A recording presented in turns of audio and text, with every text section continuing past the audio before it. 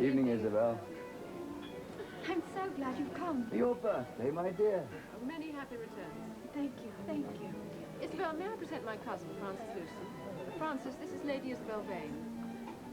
How do you do, Miss Lewson? Captain Lewson. Captain Lewson, I beg your pardon. Pleasure to make your acquaintance.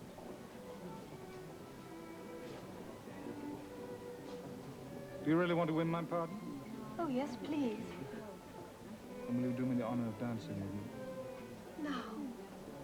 Oh, but I can't. I have to greet my guests, and they're not You mean all you're not here engaged for this dance? yet. No, Then now? I would think myself a criminal if I were to miss this opportunity.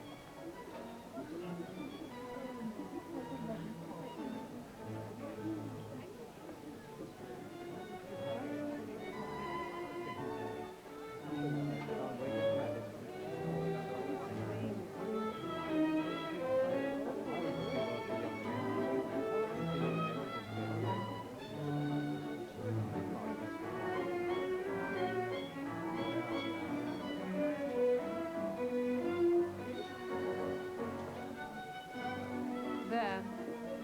What does there mean? It means Francis is irresistible. Oh, you see?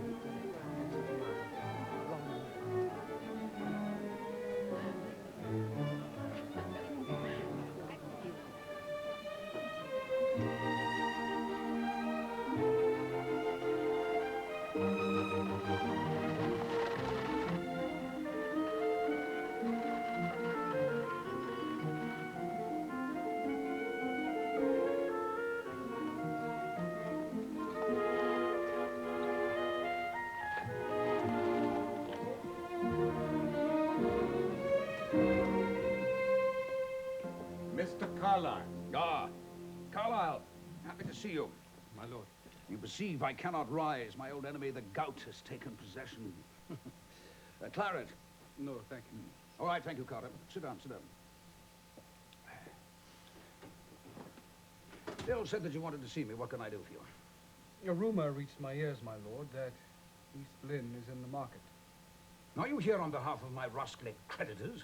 Not at all, my lord. I am here on behalf of myself. Egad, lawyering composites bad work. Nor is it. But you must remember my uncle left me a good fortune and my father a large one. The proceeds of lawyering also. In part, and partly the fruits of successful speculation. Yeah. I have been looking for a property to invest some money upon, and East Lynne would suit me very well, if it is for sale. Before we proceed, I must make one condition of sale quite clear to you. If you buy East Lynne from me, it must be under the rose. Ah. The money that it brings after paying off the mortgage, I must have for my private use. I wouldn't get to spend a penny of it if my confounded creditors got wind of the sale. I see. Last night, I gave a ball for my daughter's birthday, on tick. The servants were hard, on tick for the evening. Yes, which is why there's such a disgusting mess in the ballroom now. I understand. If I pay off my debts, I shall be penniless. I shall be bankrupt. Ah, yes. My daughter Isabel. She sings well. Open the door. You'll hear her better.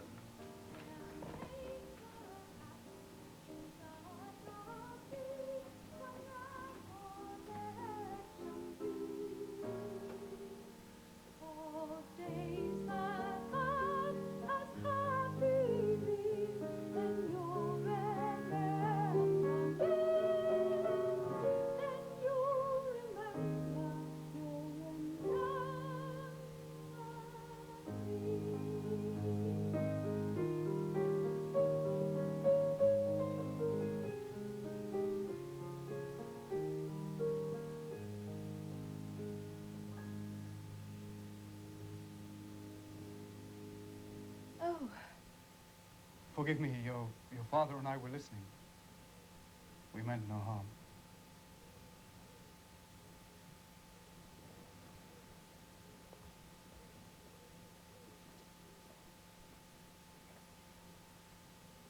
Archibald Carlyle. A lawyer, a friend of mine, and a lover of music.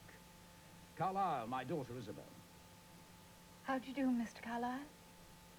How do you do, Lady Isabel? Mr. Carlyle's going to help us over our troubles, my dear. Thank you very much, Mr. Carlyle. You're very kind. Oh, I'm happy to be of any assistance.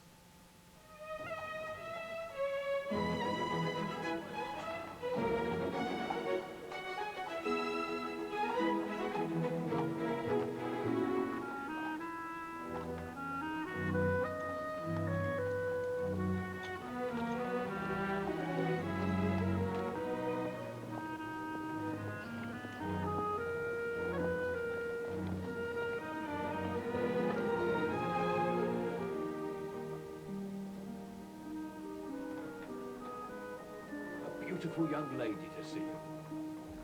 Two. Who do you think? Who but Barbara Hare? Barbara. What brings you here? You were to have come up last night. I'm sorry I had to be at East Lynne. You're always at East Lynne these days. I have a great deal of business with the Earl of Mount Severn. Oh, I know. I'm sorry. It's just that I wanted to see you, to tell you secretly that That what? Richard is here. Richard? In West Lynne? He came in disguise, not to the house, to the garden. If Father saw him, he'd deliver him up. So why did he come? Archibald, Richard says he's innocent. Sit down, Barbara.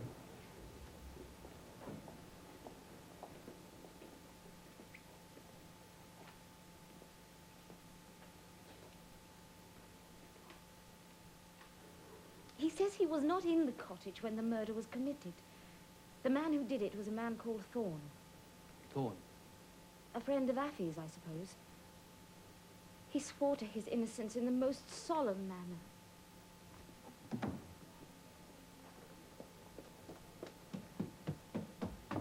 Mr. Dill? Yes, Miss Carlyle? Does my brother have anyone with him? No, Miss Carlyle, but he's not to be disturbed. Why not, pray? Good morning, Barbara. Good morning, Cornelia. What does this mean? Secret meetings with my brother? Not secret at all. Mr. Dill told me you were not to be disturbed and would give me no explanation. What is the mystery? No mystery, Cornelia. My mother had some business with Mr. Carlyle, and she wasn't well enough to come, so she sent me instead. What business? A trifling matter, nothing to interest you. Archibald, I want to talk to you. Barbara, you know the way out.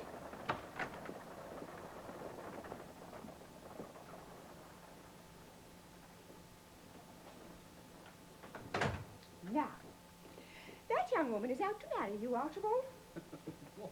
Oh, you may not know it, but she is. What was she doing closeted in here with you? I shall sit here till you tell me.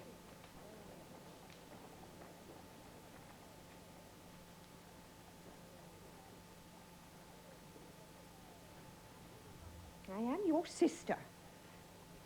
I have a right to know.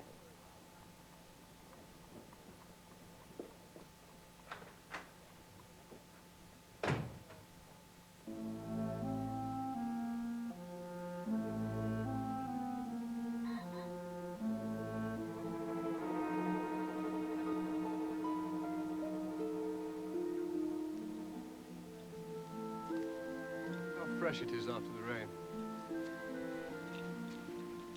Does your father smoke his pipe up here? No, he prefers making a fug with his fellow justices. He won't be home until midnight. Good, then we're safe from interruption. This is the place. Richard, Barbara? I brought Archibald.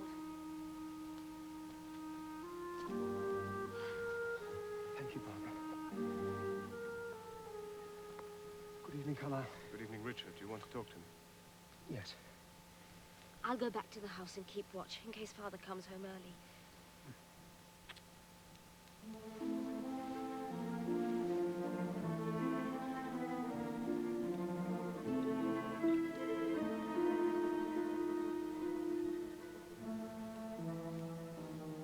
Now, I did not kill Hallijohn. who did? Thorne. Captain Thorne, I think he called himself. Thorne. No, I don't know the name. Well, he used to ride over from Swainson or thereabouts. He came to court Affy. I hated him with his diamond rings and his flash clothes. He was no good for Affy, and I told her so. She just laughed at me. Would you know this Thorne again? I shall never forget him. His fair head of hair and dashing moustache, his flashing white teeth, and his cursed black heart.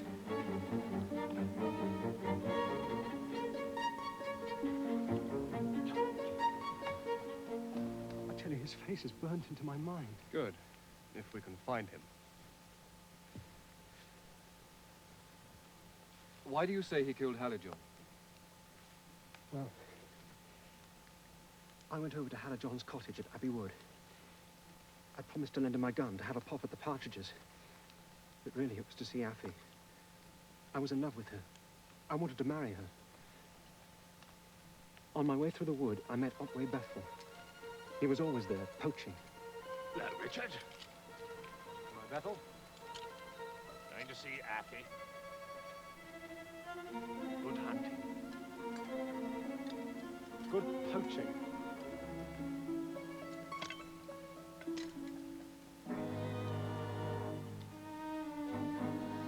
I saw Thorne's horse near the cottage.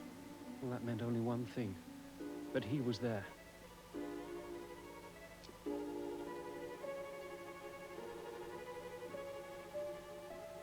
I loved her so much she could do what she liked with me.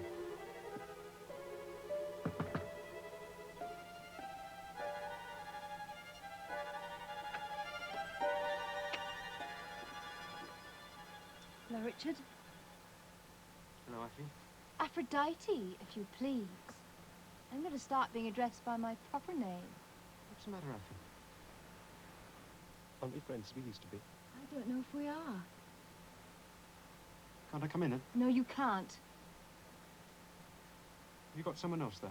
No, Whose horse is that then? I don't know.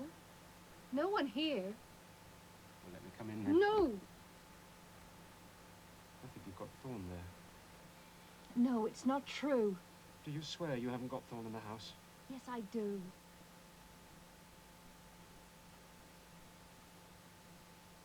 I brought your father my gun. He asked for the loan of it. I'll give it to him. Be careful how you hold it. Don't worry about me. Tell him I want it back in a week's time. I'll tell him. Goodbye, Richard. But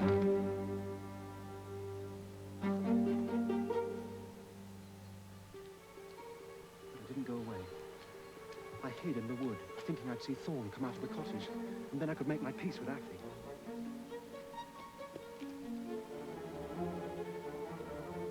Otway Bethel was still around with his snares. I didn't pay any attention to him. I was just waiting to see Thorne come out of the cottage. Well, after a time, 20 minutes perhaps, I heard a shot, which seemed to come from the cottage. A moment later, Thorne came panting and tearing out of the cottage door. in a state of absolute terror. He tore past me down the path. And I afterwards heard the sound of his horse galloping away. I wondered what was up that he should look so scared. I ran to the house and threw open the door. And the first thing I saw was John lying on the floor, dead, with my gun by his side. Well, I panicked. I snatched up the gun. Why did you do that? I thought it would look bad if my gun was found next to John's body.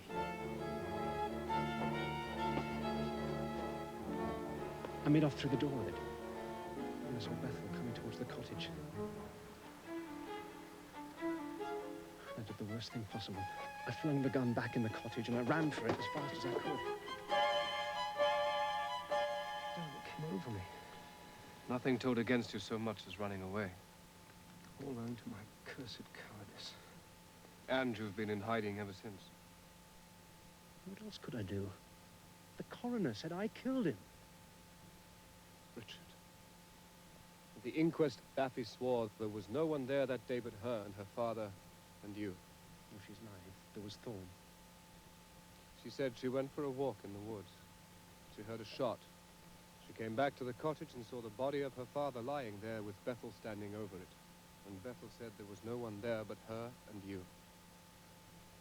And Bethel may be telling the truth. But I don't understand why he didn't see Thorne. Or at least hear him galloping away.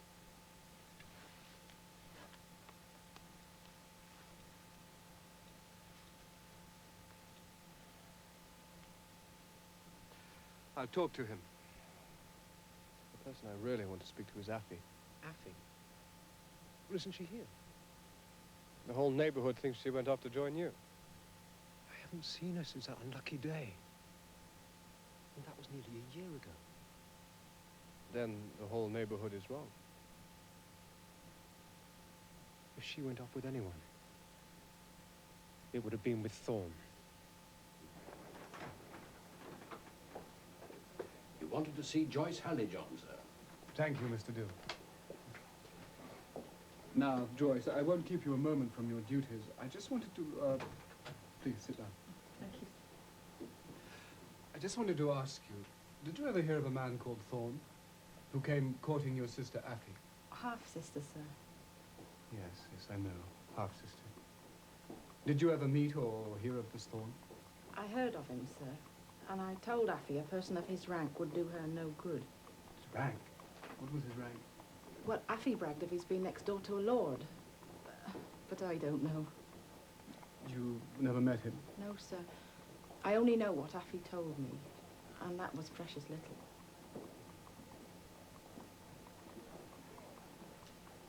Thank you, Joyce. Thank you, sir. Oh, sir, Miss Cornelia asked me to ask you, will you be in to lunch? No, I shan't. I shall be lunching at East Lynne.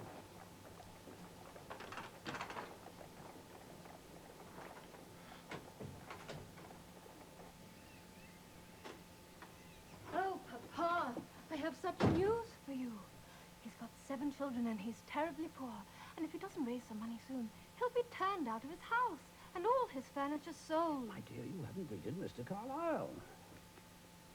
Mr. Carlyle, I greet you. Now, Papa, you mustn't change the subject. He's got 7 children and he's terribly poor. Who is? Mr. Kane. What, who came to tune the piano? Yes, and who is giving a concert next week on which it all depends. I have the greatest favor to ask you. Will you grant it? Well, you don't ask them very often. What is it? I want you to take me to the concert next week at West Lynne. What, and here rustics scraping the fiddle, my dear Isabel? Oh, Papa, he's got 7 children, and he's terribly poor. Yes, well, I'm poor myself. But if we promise to be present, all the people for miles around will attend. Why? To see us. Well, we're looking for half an hour or so. Oh, thank you, Papa.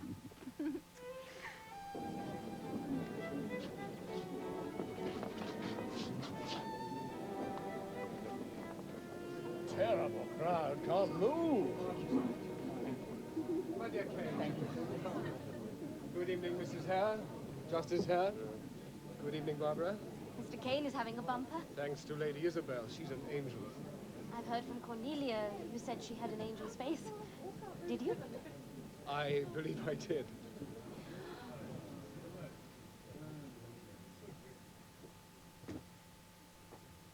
Will you pardon me if I quit you for one moment, Barbara?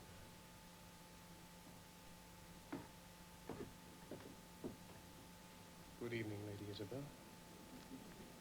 Has your father not come? I am afraid he has one of his attacks again. And he did so want to be here.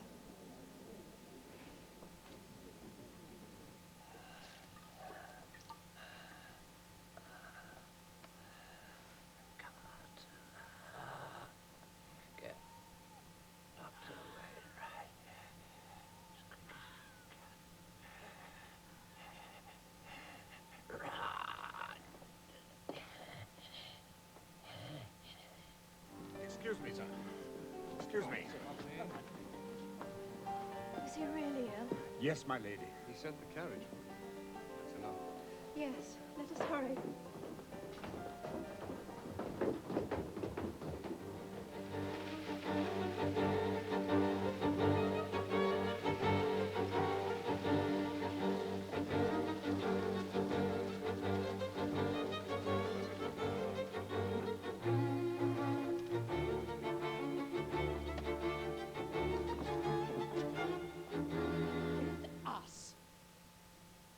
She never shall. She must, Emma. There's nowhere else for her to live. How could you be cajoled into permitting such a thing? I was not cajoled. I proposed it. I will not have Isabel Vane living under my roof.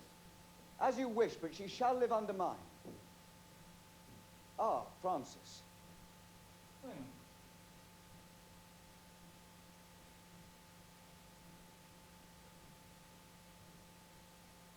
May I ask, what are your plans? Oh, well, I thought I'd go on staying here with you, if that's all right.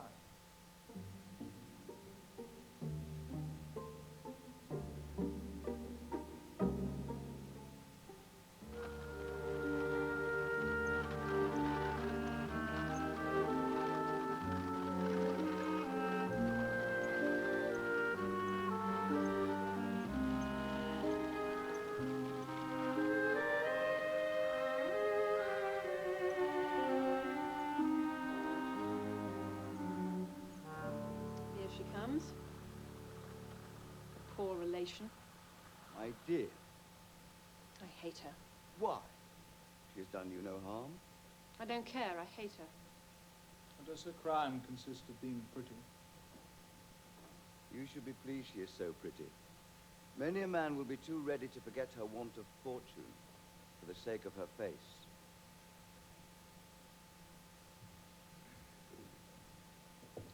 Well, she shall marry the first who asks her. I'll take care of that. Won't be me, I'm afraid. I didn't suggest it should be you.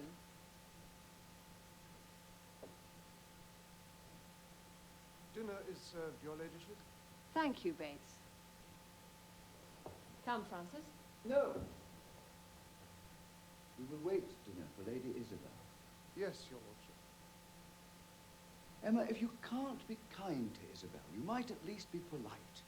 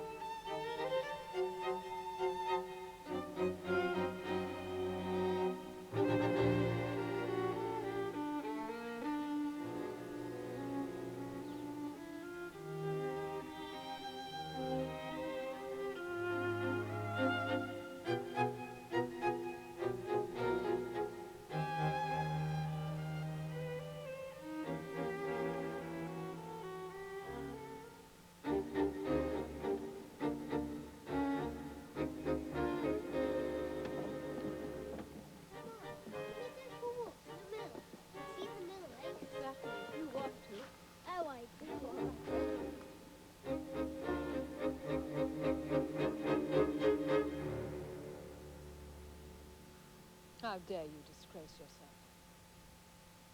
I do not understand you. 3 hours. 3 hours now you've been out here hiding yourself with Francis Lewson. Was it so long? Yes. Well, I have not been hiding myself. Much of the time William has been with us. Yes, I have, Mama. You are allowed asylum in this house, yet you insist on disgracing it. What do you mean? You've done nothing but flirt with Francis from the moment he arrived here. You did nothing else at Christmas. I do not flirt. I have never flirted. I leave that to married women. What? There is but one inmate of this house who flirts, and it is you, not I, Lady Mount Severn.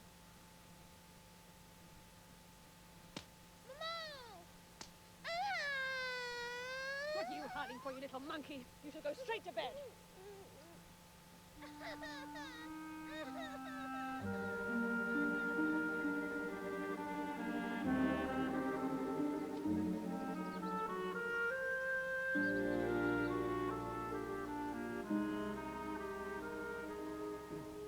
lady.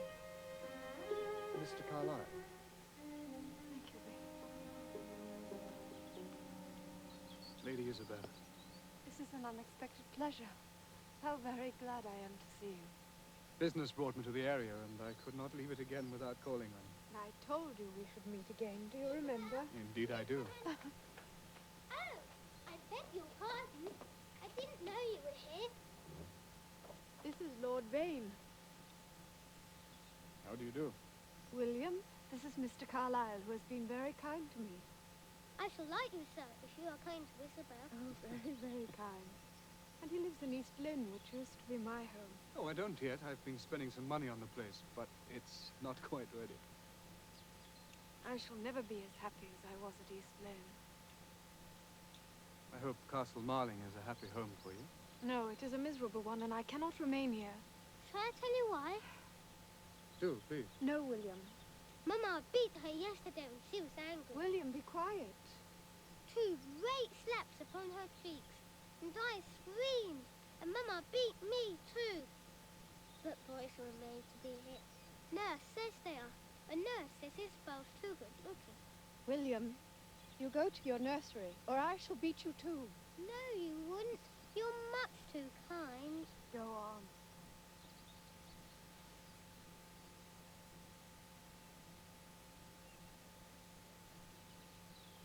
Can this be true?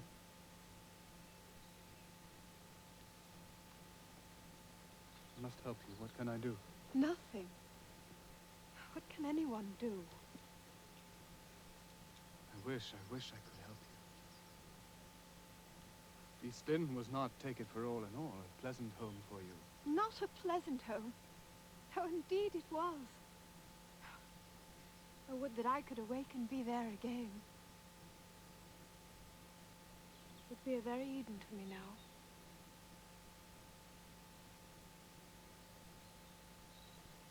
There is one way in which you can do that. That way I dare not presume, perhaps, to point it out. Lady Isabel, if my words offend you, you will, of course, check them as their presumption deserves. May I... Dare I offer you to return to East Lynne as its mistress? As its mistress? As my wife?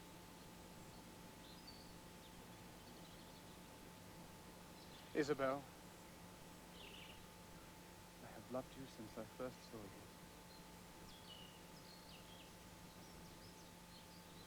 you. Lady Mount Severn. I am sorry that Lord Mount Severn should be absent. I have the honor to be known to him. I am Mr. Carlyle. I have heard of you. I had not heard you were on such intimate terms with Lady Isabel Vane. Madam, we are not on such terms, but I was begging the Lady Isabel that we might become so. I was asking her to be my wife. How very grateful Isabel must be to you. I take it she has accepted your proposal. Will you give me a few hours for consideration? I'm delighted to hear you speak of consideration. May I come back this afternoon? You may.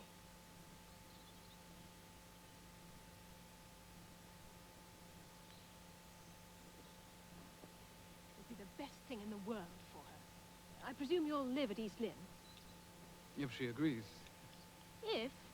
But of course she'll agree. A penniless girl like her, what else would she do? I was afraid there might be some other attachment. Attachment? Good heavens, no, not at all.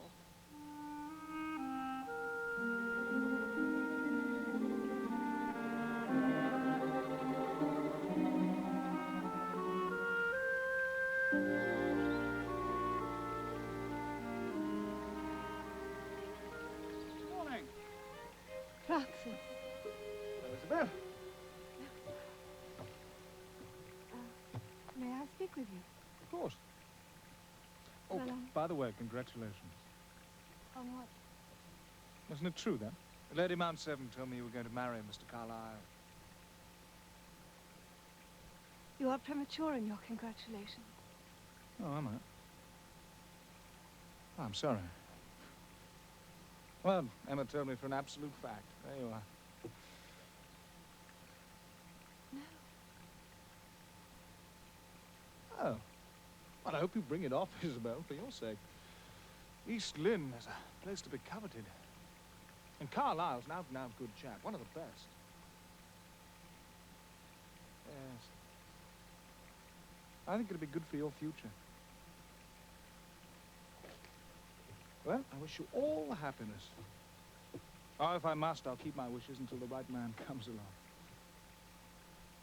I myself am quite beyond the pale, of course. Cannot hope to indulge in the happy state. But I have my dreams, like others. But a poor man with uncertain prospects is doomed to play the butterfly. Perhaps to his life's end.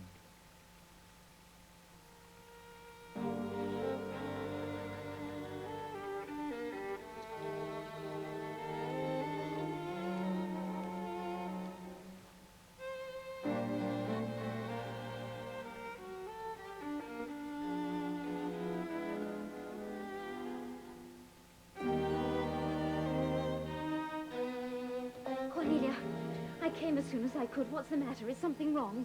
Well, why are you here? Barbara, a misfortune has befallen us. Archibald... Don't tell me he's had an accident. Worse, he has run mad. What? Archibald has gone mad and married Lady Isabel Vane. I don't believe it. They were married at Castle Marling by Lord Mount Severn's chaplain. It seems an unsuitable match. No, as Beauty and the Beast. Well, I have taken my resolution. I have moved here and discharged those 5 dandies of servants he hired. I dismissed the lot and moved myself and my servants here this morning. A fine household Archibald would have with that baby, befrilled, bejeweled, and becurled to direct it. Will she like that? If she doesn't like it, she can lump it. Are you sure you're not jealous of her? Perhaps I am. But if you had brought up a lad, as I have brought up Archibald, and loved nothing else in the whole world, you would be jealous.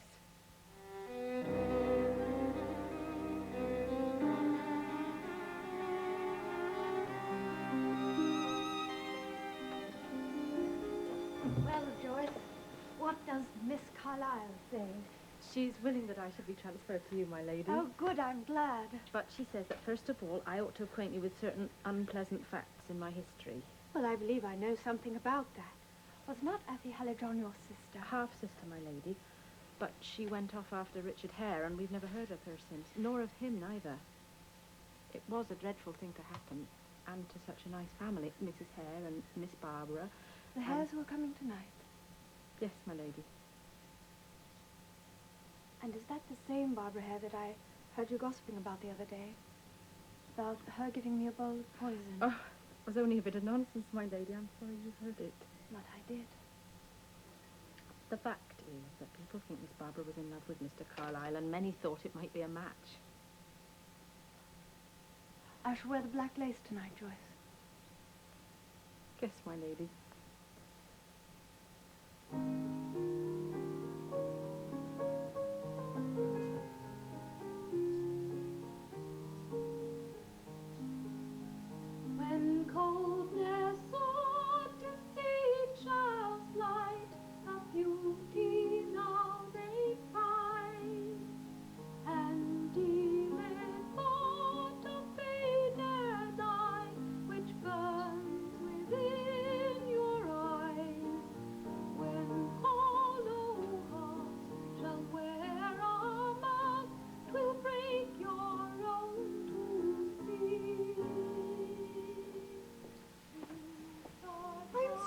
your parents had to leave so soon? Mamma's not very well. Ever since Richard. Oh, yes. That. Poor Mamma has been so sad and silent ever since.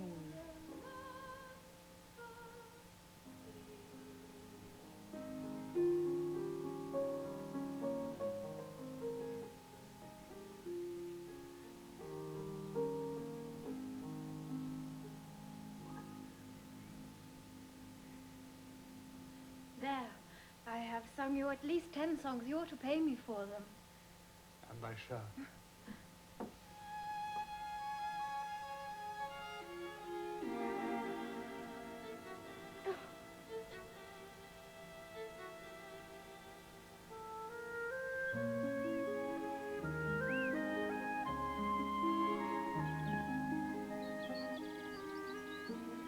How warm these summer evenings are.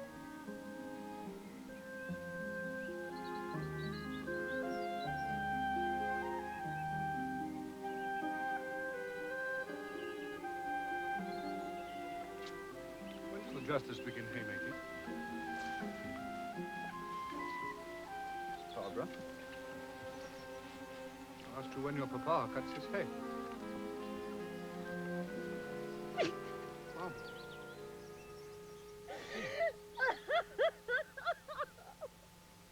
Oh, come. There. What's wrong?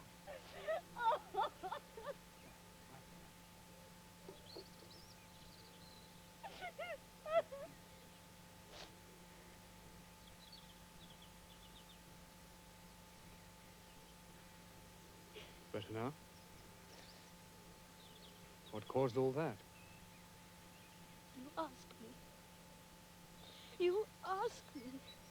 I must ask you, Barbara, since I don't understand you. You don't understand. You don't care. If I've offended you, I'm truly sorry. Truly sorry.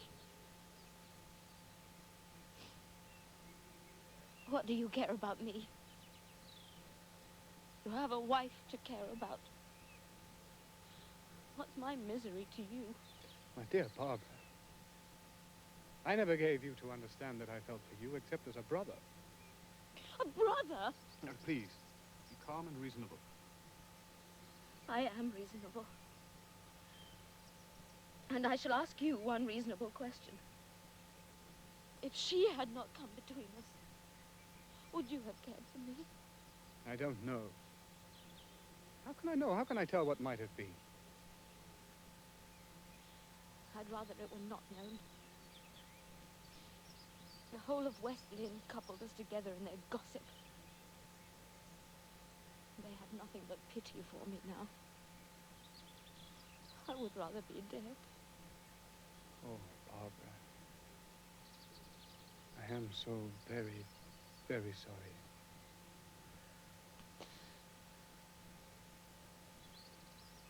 I only hope we can be friends. Yes. Good friends as ever we were.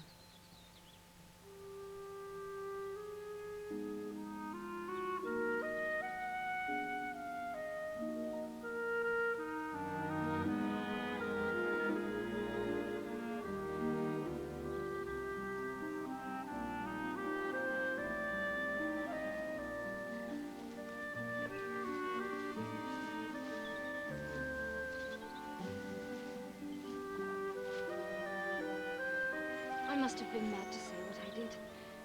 Forget it was uttered. I have told you I would do so. And you won't tell your wife.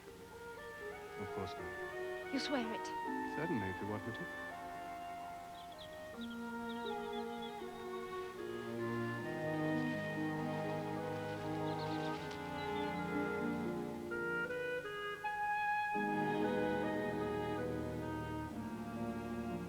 Shall I play the piano again?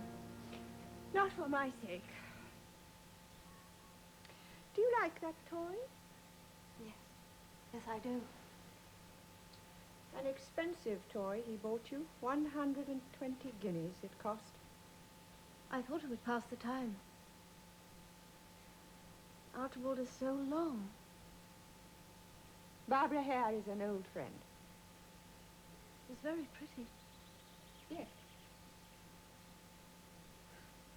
I wonder Archibald never fell in love with her. He's far too sensible to fall in love.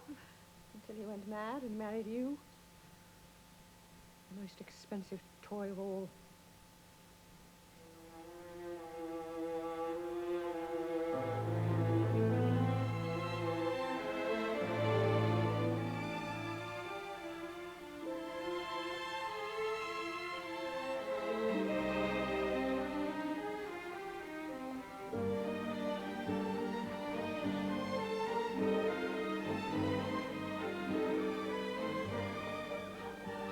Excuse me. Have I not the honor of once more addressing Lady Isabel Vane? I do beg your pardon. I should have said Lady Isabel Carlyle. Captain Newson. But this is quite extraordinary.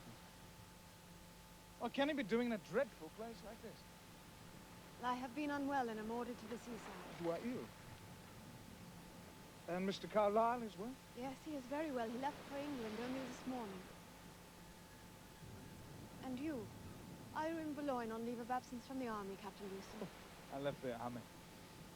Or should I say, I sold out. The truth to tell, things haven't been going very well with me at the moment, Lady Isabel. No? My uncle's behaved shamefully. He's married again. Yes, so I heard. Yes. He's 73 years old, you know. Old fool. I suppose it's not beyond the bounds of possibility. He may have a son. But your children. You see, I had news of you from the Mount Sevens. 3, I believe. Yes. I was sorry not to bring them here. You did well. You do indeed look pale. Yes. Yes, I am rather tired. I told my servant to return in an hour, but I shall return without waiting. Good morning, Captain No, Newson. I shall see you safely home. Oh, no, I am quite able. I insist. I shall see you to your armchair, otherwise I shall not be happy. I really am quite able to go by myself. I'm sure you came to Boulogne for better reasons than to act as an escort. I came to Boulogne for the refreshing sea dips. But I shall devote myself to an entirely more worthy object.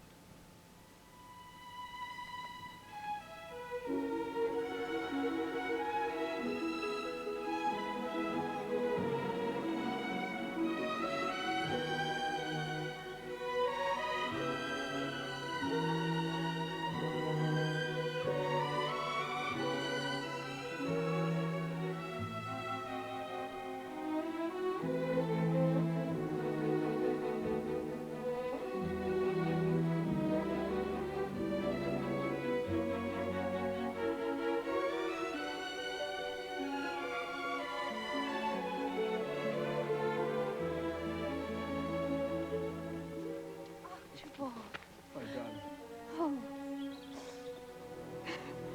let me look at you.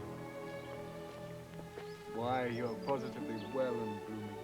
Yes, I am much better. But why didn't you write and tell me you were coming? I would have been at the boat to meet you. I started too suddenly. I beg your pardon? Oh, this is Captain Newson, Lady Mountseven's cousin. I wrote you that he was here. Oh, yes. Yes, we've met, I believe. I've been escorting your wife on some of her walks. She's so much stronger. Yes. I'm much obliged to you. Want to join us? Oh, please. My duty is complete.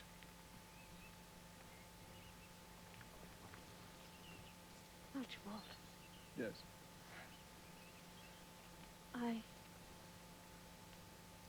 have a favor to ask of you, and you must promise to grant it me. What is it? Oh, but that is not promising. I'll grant you anything that's within my power. I want you to stay with me the rest of the time that I must remain here. Dear, how could you wish anything so unlikely? It's circuit time. Well, then take me with you back to England. No. Not when I find the change is doing you so much good. Well, I can't stay here without you. Why?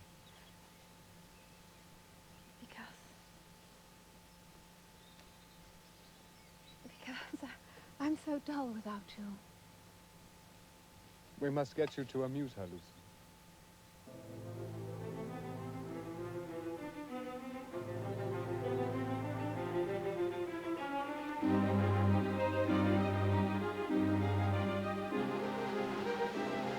I long for England. I don't suppose there's any chance of my getting back there. Not unless you can satisfy these claims you've been telling me of. Won't Sir Peter help you? I think he'd mind if I could explain things to him. But I daren't set foot over there and get dropped on. I mean, the bare idea of debtor's prison scares me half to death. Someone might see him for you. Someone? Who? I quarrel with my lawyers. Pity. When I come to the Lucen estates, they'll be ready to eat their ears off. Until then... Shall I see him for you? That'd be extremely generous of you, Mr. Carlyle. No, not at all. I have to be in England in a few days. I could see your uncle next week. Will you? I shall be happy to, in return for your kind attentions to my wife. No, not as a solicitor. As a friend.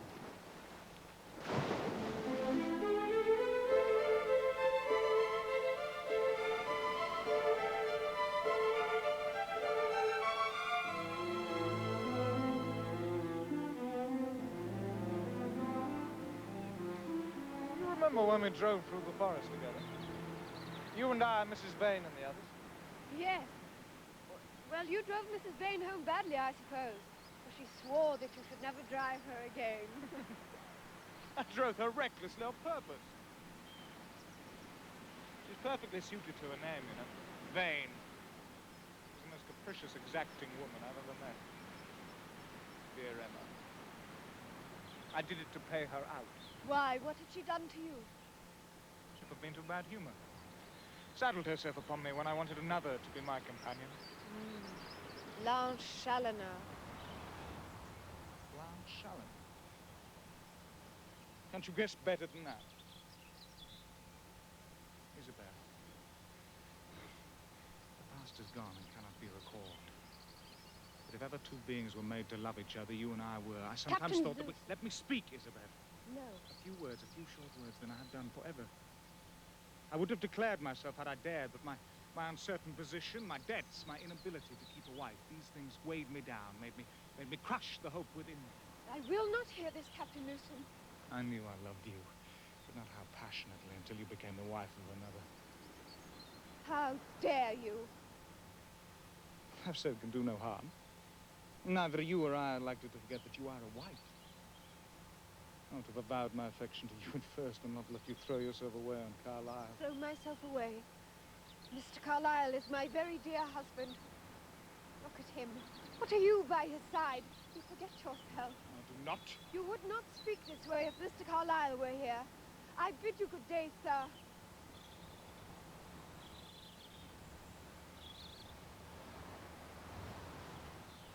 Forgive me. I will not offend again. But there are moments when one's true feelings break through the rules of life. You are a gentleman, sir. You will let me proceed by myself. I shall follow you to your door to give you protection. I fear the walk is likely to prove arduous, as I leave for East Lynne immediately.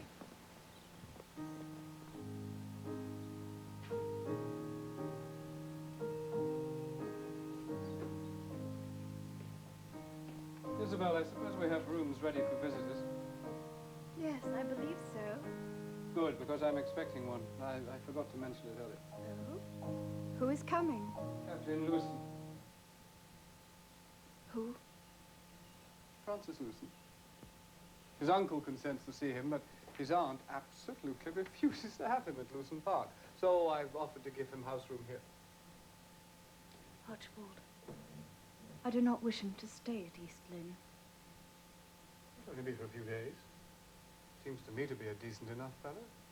He doesn't pay his debts, but that's no more than 100 others. And his manners are good, don't you think? Archibald, please. Isabel, you will welcome him. I will receive him if you wish me to. I will never welcome him.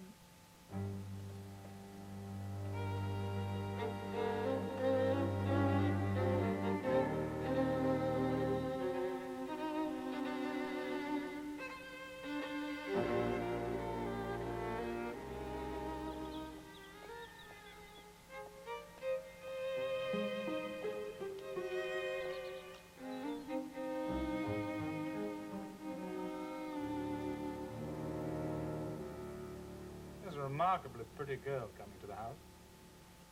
Who is she? Barbara Hare, a friend. She really is deliciously pretty. Almost as pretty as you. Did you address me, sir?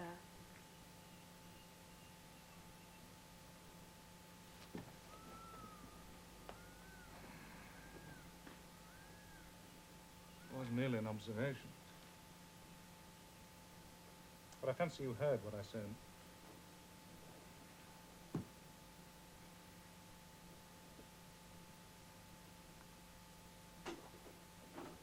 Miss Hare. Barbara. Archibald, I must speak to you. And what state secrets have you to disclose? I have seen Thorne What? Where? in West Lynne with Tom Herbert and his brother. When? Less than an hour ago. Oh, we stopped and spoke, and the Herberts introduced Thorne as a man who was staying with them. And you think he could be our man? Well, he answers Richard's description. Army officer, good-looking, curly hair and a moustache. Pity. Seems the beautiful Barbara will not join us in the drawing room. Well, she is probably talking to my husband, or to Cornelia. Aren't you jealous? I mean, if she was talking to your husband. She is probably talking to Cornelia. They are old friends. Ah, it seems it is not Miss Carlyle. Lady Isabel thought the beautiful Barbara Hare was paying you a social visit. It seems that Barbara is too involved with my brother to pay social calls. I heard them whispering together in the library. What secret they have in common is evidently not for our consumption. Oh, no. I must stand up for your husband, Lady Isabel. You would not wish to have secrets with such a beautiful girl.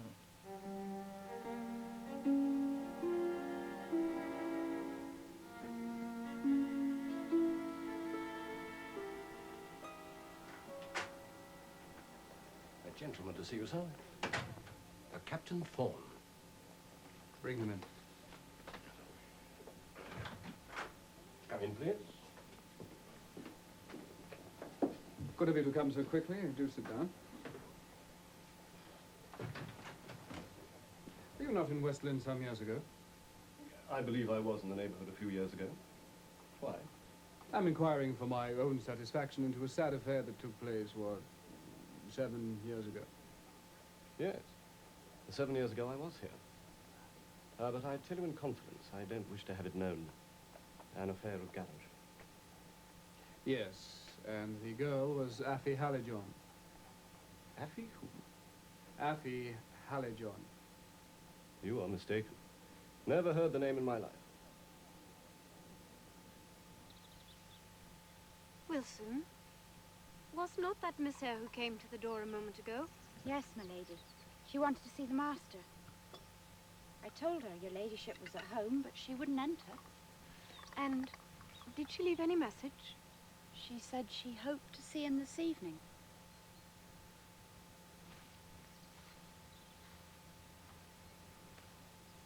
We are invited to dine at the Jeffersons tonight. Do you go? Yes. Archibald and I need a change of some sort. And leave Captain Lewson alone? Well, he can dine alone or do what he pleases. Are you going to the Jeffersons? No. Well, then there is no difficulty with Captain Lewson. I do not want his company. I am not fond of him. I would go to the Jeffersons, but that I should require a new dress. Yes. I want one too. You? Why, you have 2 dozen or more. Wilson, Yes, my lady. will you send to the dressmaker, telling her I wish to see her as soon as possible? Wilson, you will do nothing of the sort. You may go, Wilson. Yes, madam. You will be sorry for your behavior when your husband is brought to poverty. He works like a horse, but your expenses are in a fair way to ruin him.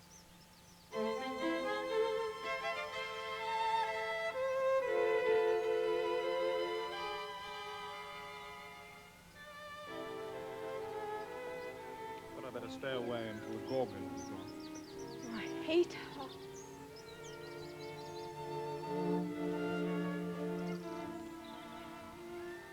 Is your husband to protect you from her? Closeted away with his friend Barbara, I suppose.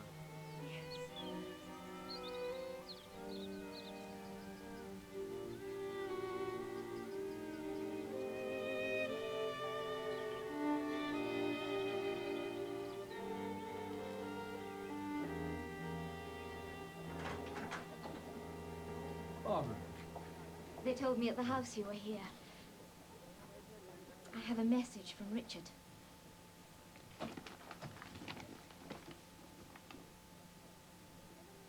Tonight?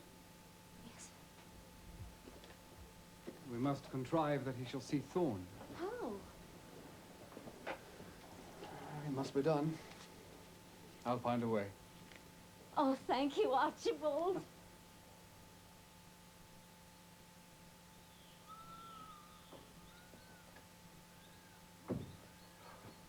Did you forget? The Jeffersons dine at 6. No, but it was impossible for me to get here sooner. You must dress quickly. Isabel, I can't come with you. Why so? Some business has arisen. What business? Some important private business. I must snatch some dinner here and rush back to the office. To meet someone? Yes. Who? Isabel, you must not be vexed. I assure you it's no fault of mine. I am sorry it's happened. But you never return to the office in the evening. No, but this is something I can't delegate. Shall you join us later? I believe I shall not be able to do so. Thank you, Wilson.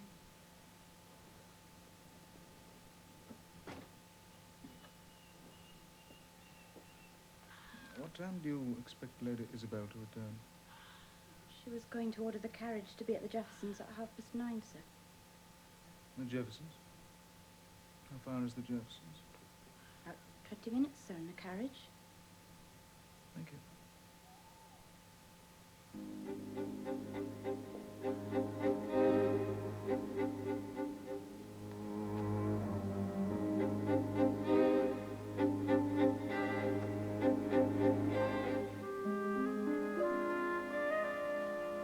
Barbara, you must watch for your father. Richard's inside. You showed him Thorn. Yes, And? it was not the man.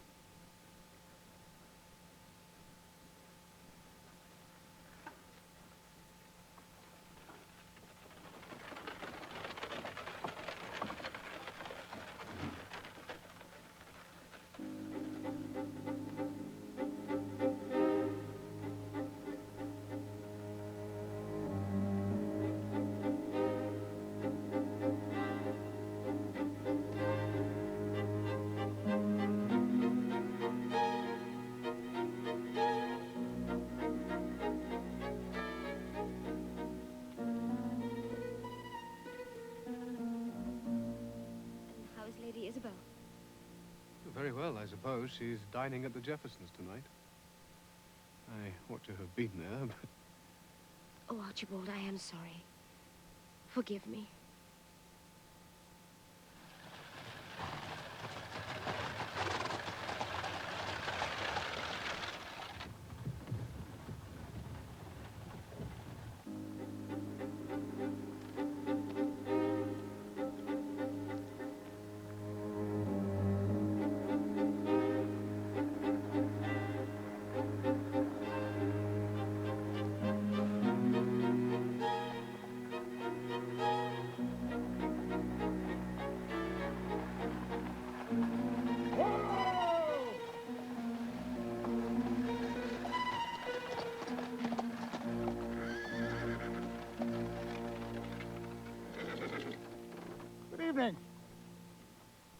luck. I thought it was your carrot.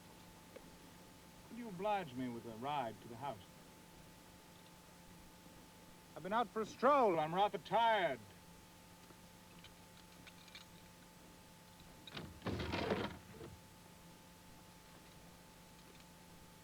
I did not know you.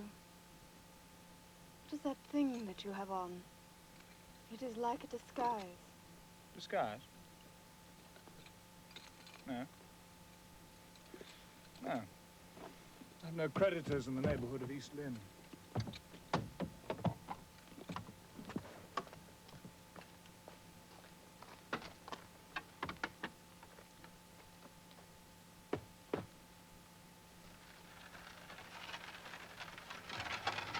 Is Mr. Carlyle at home? I believe he's more agreeably engaged. In what manner? Do you wish to know? And what are we going to do now? The first thing is the same as it always was, to find the real Thorn. As I was walking by the hare's place just now, I saw two people enjoying a moonlight tete-a-tete. Coupled lovingly. Your husband and the hare girl. I cannot thank you enough for what you're doing for Richard. I fear I've done nothing that's been of any real use to him. Don't say that. You've given him money which has kept him from starving. And you've given him hope. God bless you for that.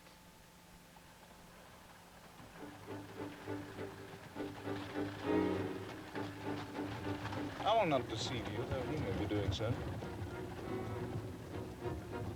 She's a very pretty girl. He obviously has a taste for pretty girls.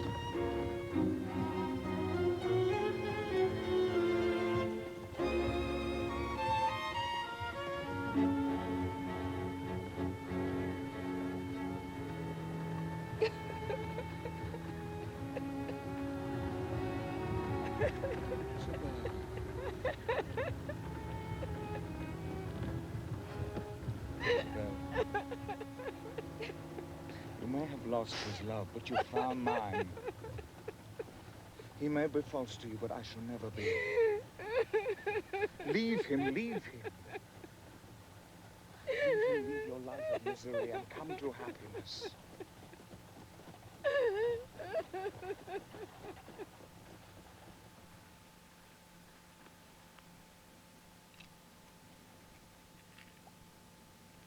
Your father is fortunately late again. He must have gone on to a friend's house.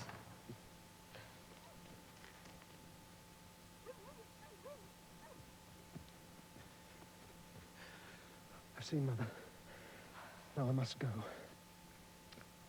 Dear Richard. Goodbye to you. Thank you. God bless you, Richard.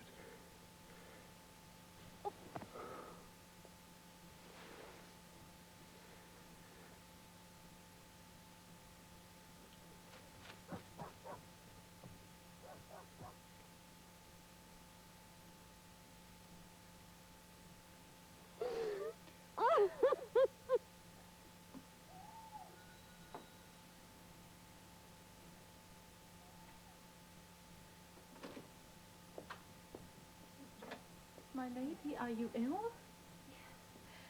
Yes, Joyce, ill and wretched. What can I do, my lady? All I want from you, Joyce, is a promise. Yes, my lady. No matter what happens to me, you will stay with my children. You promised it once before, Joyce. Promise it again. You will stay at East Lynne with my children no matter what happens. Promise. I promise.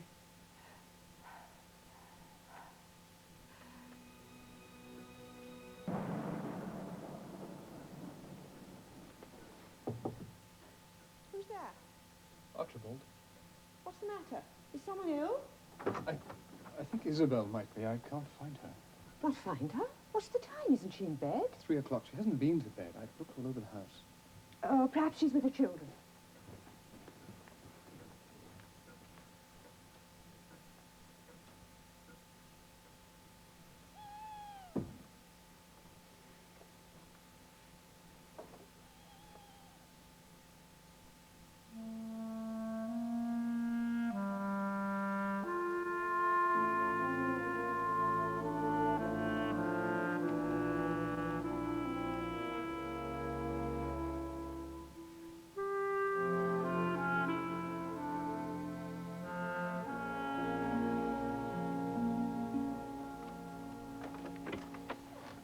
Oh, sir, I understand it all now. And you drove her to it. A gentle-minded, fair lady like her, to be curbed and snapped at, worse than one of your servants. And she never complained to the master, not once. She bore it all like a saint until she could stand it no longer. I understand her words now. I couldn't before. Oh, sir, may heaven support you in this terrible trial. It was my fault. No. No. Her letter is addressed to me. When my children ask where their mother is and why she left them, tell them that you, their father, goaded her to it. If they ask what she is, tell them also, if you will. But tell them that you drove her to the very depth of desperation ere she quitted them in her despair. God be merciful to this dishonored house.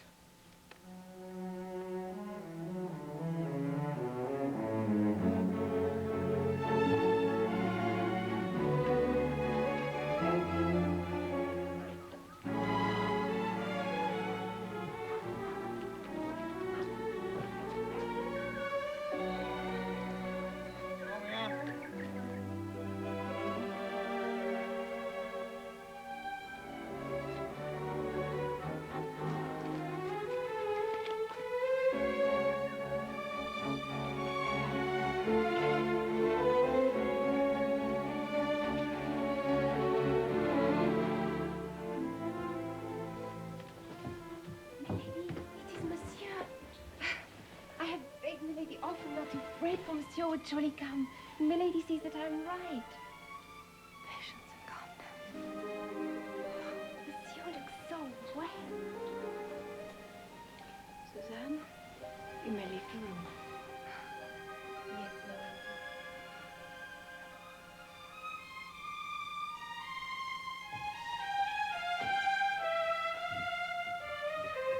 Lord. Pardon, monsieur.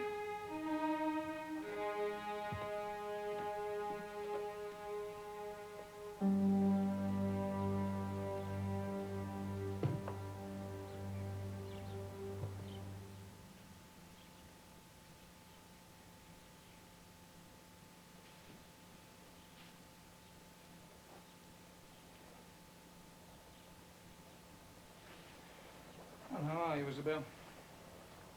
Why did you come now? Is that all the thanks a fellow gets for traveling hundreds of miles? Now, I thought you'd have been glad to welcome me. I might have been glad if you come back in time. Yes, of course, I meant to. As soon as I set foot in London, I was overwhelmed with business consequent on my uncle's death. You're lying. Dare you say I'm lying?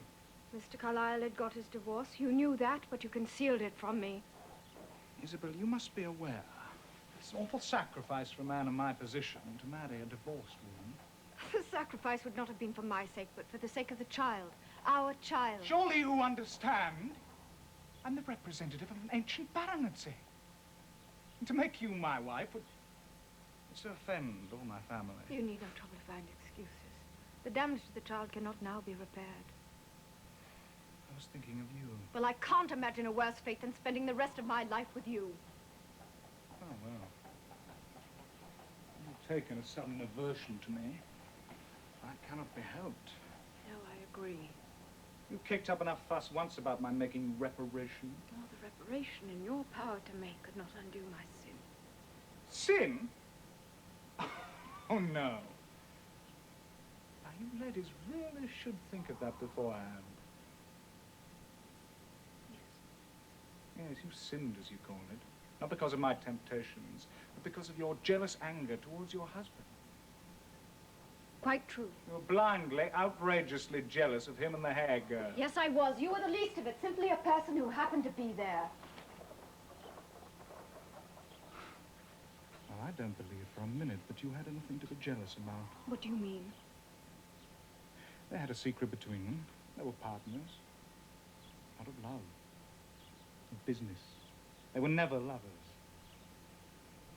How do you know? I overheard scraps of their conversation from time to time.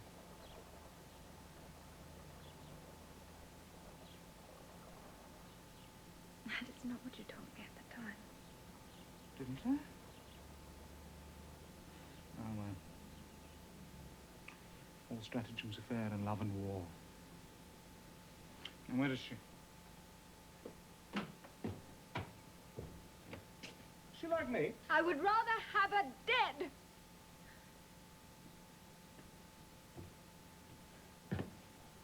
My room prepared for me. No, it is not. Why not? Now, I don't have to be back in London for a couple of days. The apartments have been transferred into my name. They Ah. can never again afford you accommodation.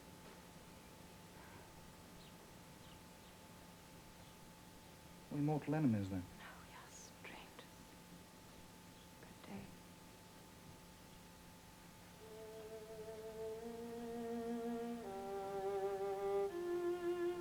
You should take me home.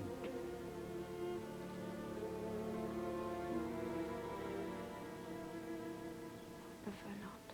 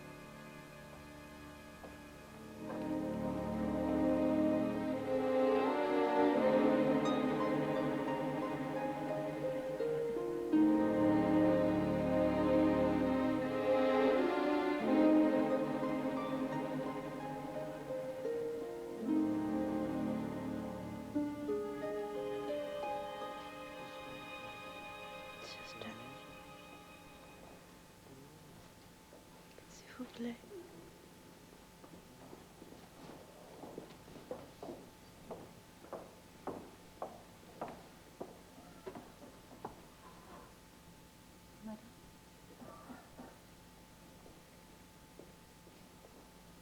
Is my baby dead?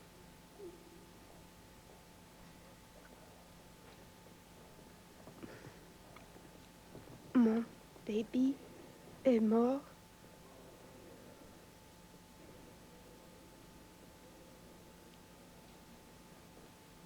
And I shall die too.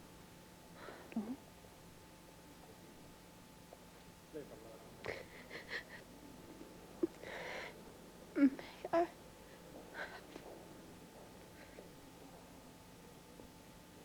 paper and pencil, please? Papier et crayon, s'il vous plaît.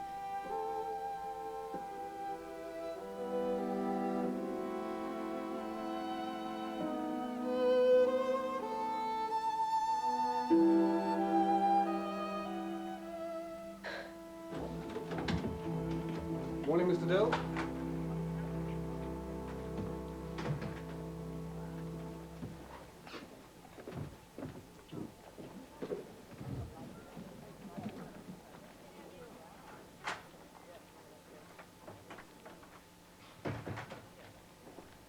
Excuse me, sir. Will you let me ask if you've heard any particular news? Of the failure of Kenton Green, yes, I've heard that. No, sir. It's not there. What is it then? I'm glad that I'm in time. You should have a moment to prepare yourself. For what? It's in here, sir, in the column of the deaths. Prepare yourself before you look at it.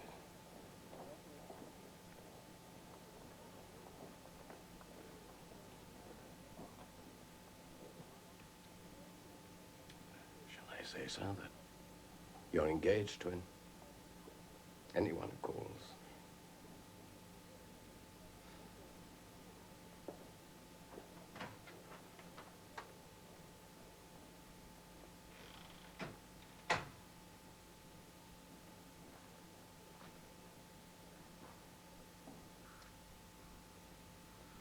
My dear, the most dreadful news. Why? What is so dreadful? Isabel Vane is dead, killed in a railway accident in France. Oh, better for her. Emma, how could you say that? Oh, don't be so hypocritical. You know quite well she brought disgrace on all connected with her. No one could ever have taken any notice of her again. Let me read it. If you can. She wrote it when she was dying. Well, we should all be grateful. It is a blight removed from the family.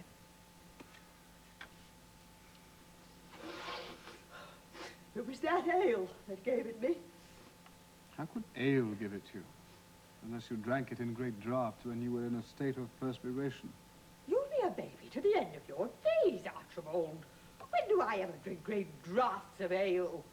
No, I was down in the cellar this morning, seeing to the tapping of a new barrel, and the cellar struck like an ice house, and I was there for 20 minutes or more. Does it take so long to tap a barrel of ale? No, it doesn't when things are in order. But it does when you have to bother over the taps, rejecting one and then another. Well, what time is it? Just 9. Well, I think I'll go to bed. There's one thing excellent for a cold in the head, and that's to double your flannel petticoat crossways and put it on over your nightcap. I'll do it. Yes, I would. Good night. Good night, Cornelia. Cornelia, may I say one word before you go?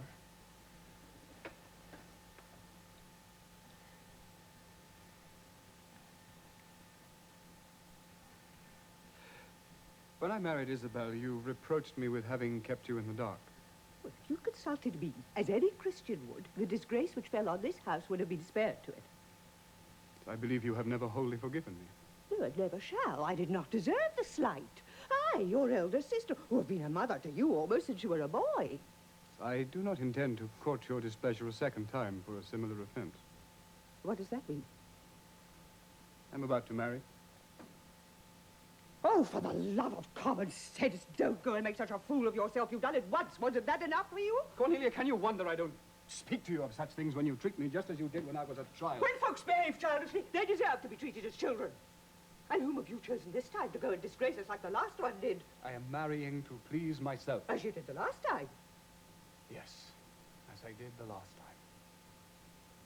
Well, can't you open your mouth and say who it is? No, I have not asked her yet. She may not have me. I know who it is. It's that stuck-up Louisa Channing. Well, you are an idiot. You really are. That may be. And since you are unlikely to approve my choice, you will, I assume, wish to return to your own home. Why, I shall do nothing of the sort. I shall stop here. What's to hinder me?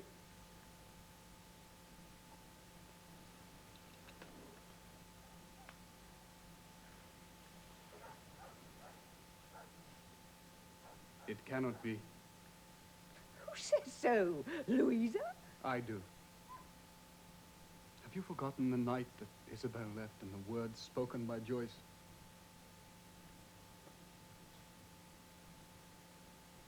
You will not find a better mistress of a house than I have made you.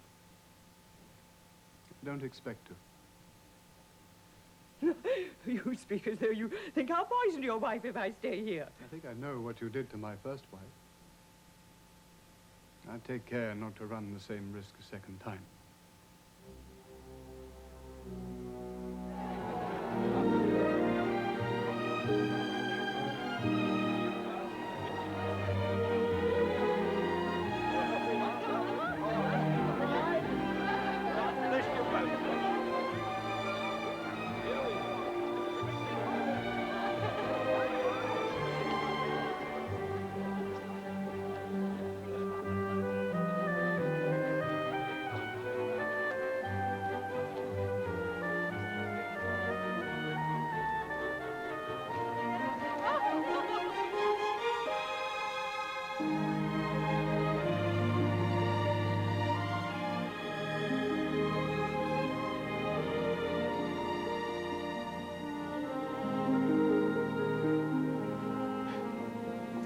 Mrs. Latimer says she's sure Madame Vane is just what we want. She's English by birth, but the widow of a Frenchman. She knows French and German and music. She's been with the Latimers for 2 years now, and they say she's an absolute treasure and wouldn't be parting with her but for Helena's marriage. What's this treasure's name? Vane, you said? Spelt Vine, pronounced Vane, apparently. Mrs. Latimer says we mustn't mind her appearance. She's the oddest looking person. Oh dear, shall we laugh? I hope not. But she wears spectacles and large bonnets, and she has a rather large scar on the side of her face from some old accident. And she has a slight limp and grey hair, but she can't be more than 30, probably the result of the same accident. This sounds like the Wicked Witch in a fairy tale. Oh, darling, don't say such things. And you're determined to have her? I think I am. I suppose she might be useful for frightening the children.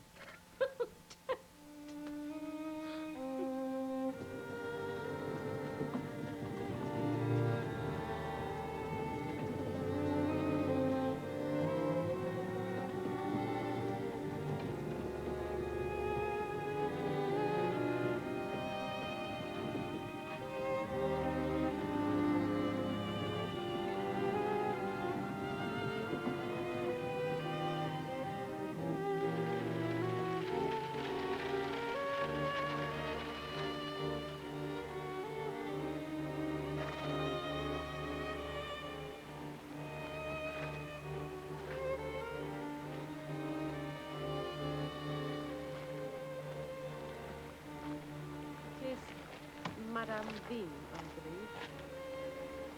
Yes. Please to step this way, madam.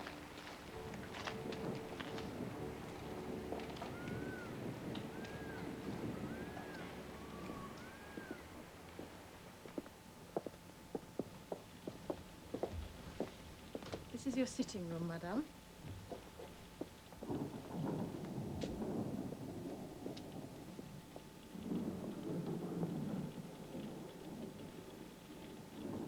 Would you like a fire lighted here, madame, for tonight?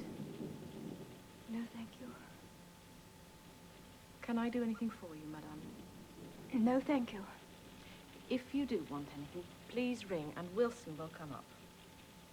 Thank you. Oh, my mistress will be glad to see you if you're not too tired in the drawing room. Shall I tell her you'll come? Yes. Madame.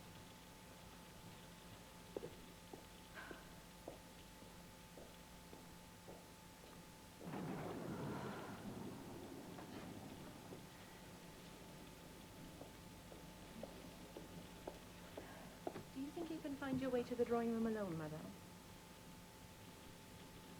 Yes.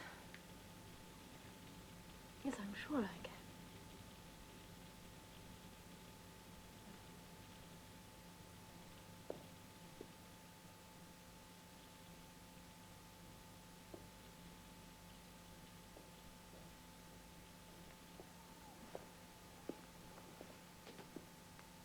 Madame Vane, I hope you're not too tired after your journey.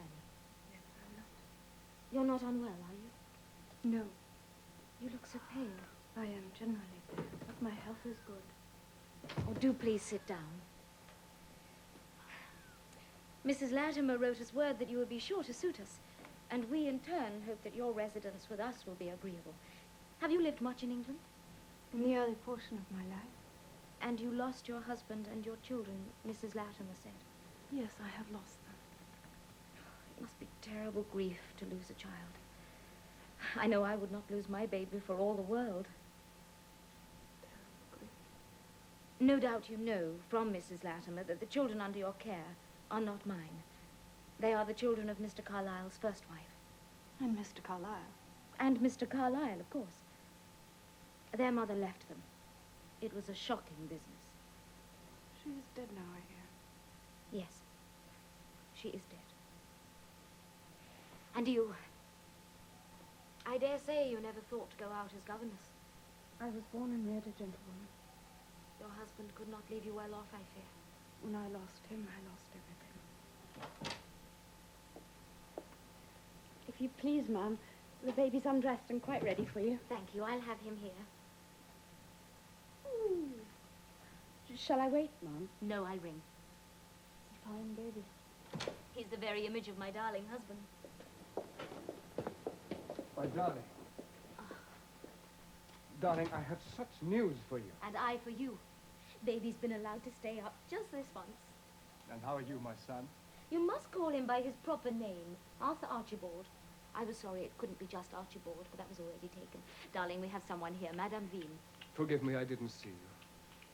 How do you do, Madame Vane, and welcome to East Lynne. Thank you. Would you forgive me? I am tired and should like to retire. Of course. And you will ring for anything you want in the way of refreshment. Yes, I will. Good night, Mrs. Carlyle. Good night, Madame Vane. Good night, Madame Vane. Isn't she droll looking? I can't think why she wears those spectacles. They're so disfiguring. She puts me in mind of Of whom? no one in particular. I haven't told you my news. Oh, tell me then.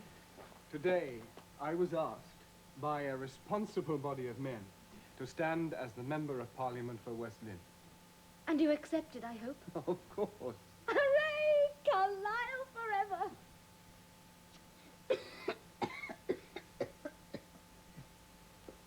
This isn't the schoolroom, you know. Isn't it? The schoolroom's upstairs. This is for our meals and a room for you in the evening. And doesn't Archibald have his meals with us? No, he's too young. And he doesn't have lessons either. But I expect he will soon. Oh yes, when he gets bigger. But he's not big enough yet to do French. You're much bigger than he is, aren't you, Isabel? Her name's Lucy. Why do you call her Isabel? I thought I heard your parents call her Isabel. My name is Isabel Lucy. But I don't know who could have told you about the Isabel. I've never called it, since Mama went away. And, where did she go? She was kidnapped. A wicked man came on a visit to Papa, and he stole her. Papa said I was never to be called Isabel again, but Lucy. Isabel was Mama's name. Mama didn't love us. She wouldn't have left us. I'm sure she loved you very much, William. You can't tell that, Madame Vane. You weren't here. You didn't know Mama. Drink some water, William. It'll do you good. When other lips and other hearts their tale of love shall tell, in language whose excess imparts the power they feel so well, there may perhaps in such a scene some recollection be of days that have as happy been, and you'll remember me. Then you'll remember me.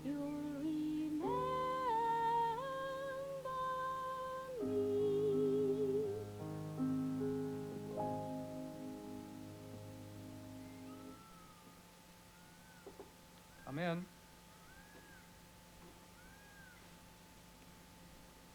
Madame Vane, pray sit down.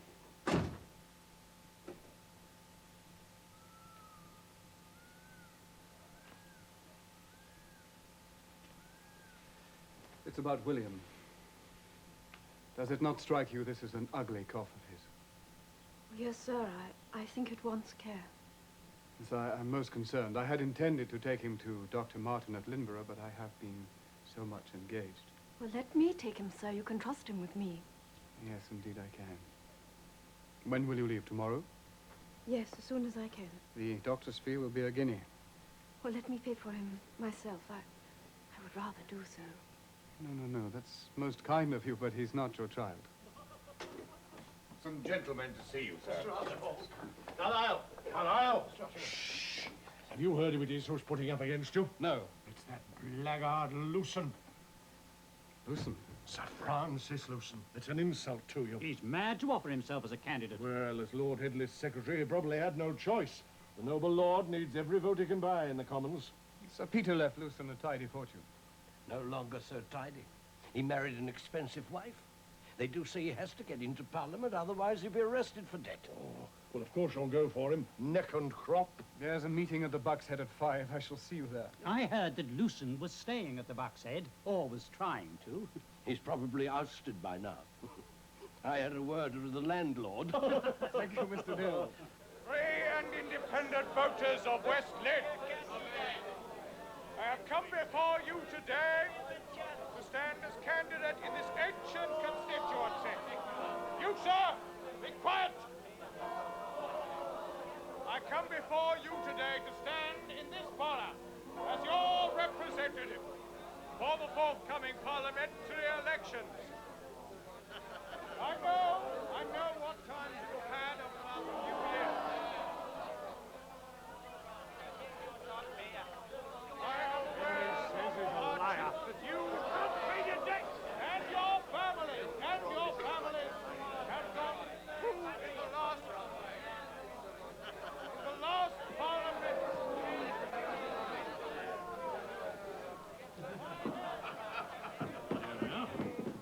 Oh, thank you, Bill. Ebenezer, gentlemen. Good afternoon. Ah, hello, Ebenezer. How goes the world with you?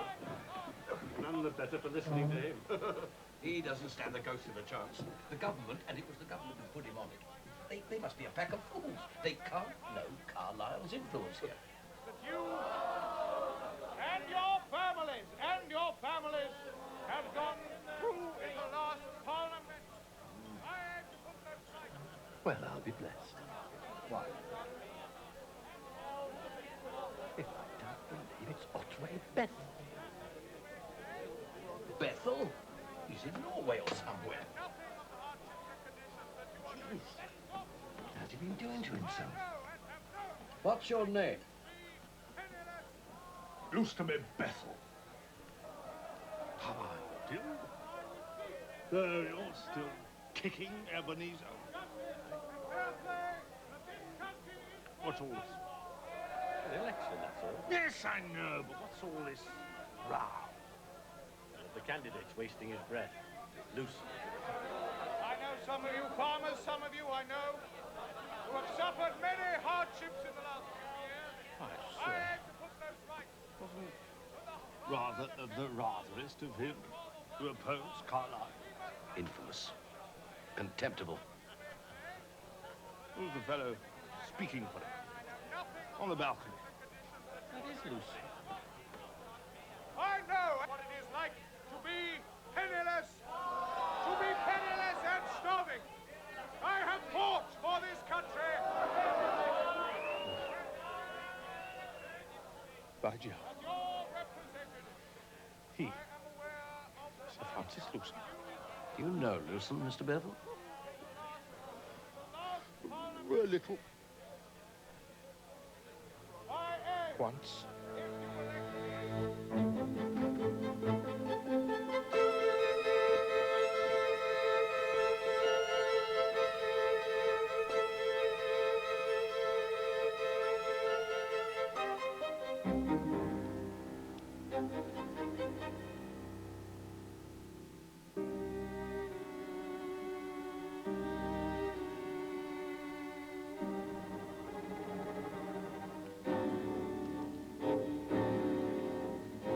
When he wasn't Lewson, but somebody else. Eh, Beth? What do you mean? Mind your own business. What was that little bit of byplay? Oh, nothing much. Just that baronet there, would-be member for West Lynne, used to dodge about Abbey Wood once.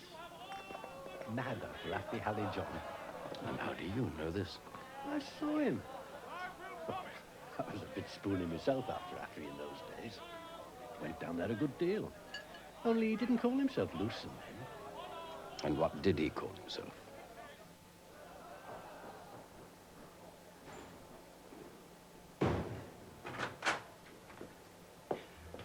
Archibald. Thank heavens you're still here, sir. What's the matter? I found out about Vane. It's that man, Lucian. How long will it be before I die? What do you mean, William? Who said anything about your dying? Wilson did the other day. I wasn't asleep. I heard her. Well, Wilson talks great nonsense, you know. She always did. Well, what did Dr. Martin say? He doesn't talk nonsense. He said he's going to see you again next week when he comes to West Lynne. Must be really ill then. If he's coming that far? Yes, you are ill, William. But you'll get better again. Oh, I don't want to die, Madame Vane. I don't want to die. Oh, there, my darling. You're not going to die. You're not going to die.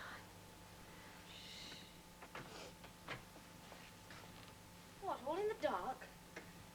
And your fire's going out.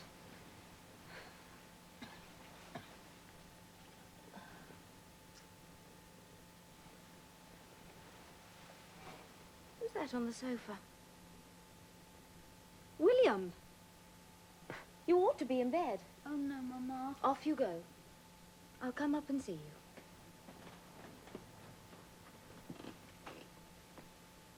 Good night, Madame Vane.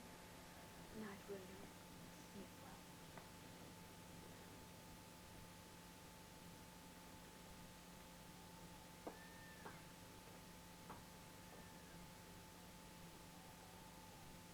What did Dr. Martin say? He said the lungs were undoubtedly affected. Very little else. I could see he had formed an opinion, but he said he's going to see William again next week when he comes to West Lynne. Perhaps he'll tell me, as William's mother. Yes, I suppose he will. On a different topic. May I say that both Mr. Carlyle and I disapprove of your giving presents to the children, toys and things. You must have spent a great deal of your salary on them. Pray do not continue, Madame Vane. I have no one else to spend my money on. You have yourself. Oh, but I must give them a little token of love from time to time. That you're welcome to do. A little token.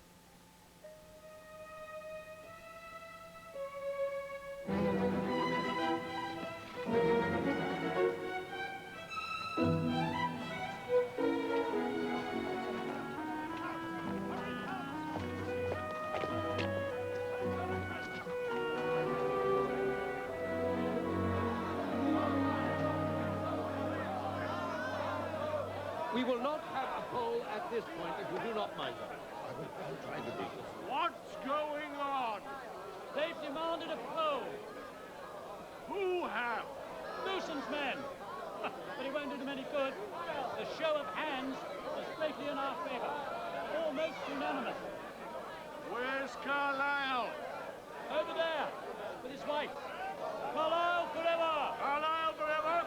We cannot tolerate a poll at this juncture. It's obviously in favor of my client, Mr. Carlyle. But they insist on a poll. They will not accept a show of hands. Shall I take you out of this, into my office? No, darling, I'll stay with you. You and the government were stupid to go on with it. You ought to have withdrawn in time. I'm no coward, Meredith. Besides, I'm just beginning to enjoy this game. Oh, I shall go on to the bitter end. How lovely his wife is. I say, Lucy, was his first as good? Terrible crush.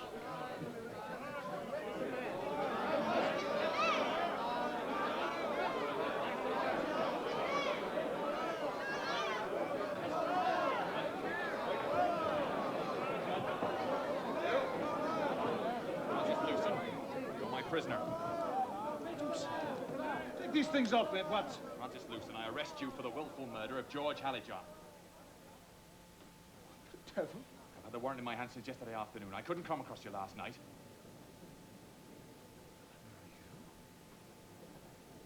You told them. Not I. My God. You stinking vermin, I'll kill you! Hold fast now! You! God, I'll kill you! Hold fast! Bethel. I arrest you Ah, but you as an accomplice in the murder of George Alijohn. I swear, I'm innocent.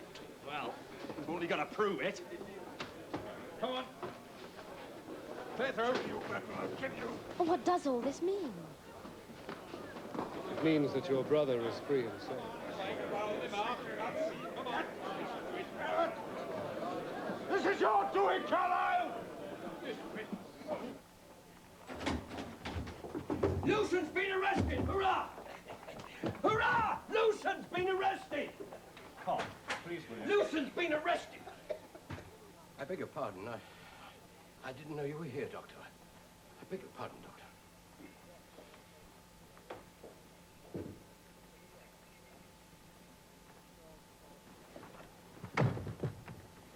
What's that you said?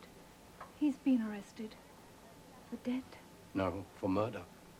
For a murder done 12 years ago that Mrs. Carlyle's brother was supposed to have done. Pray sit down, madame. No, thank you.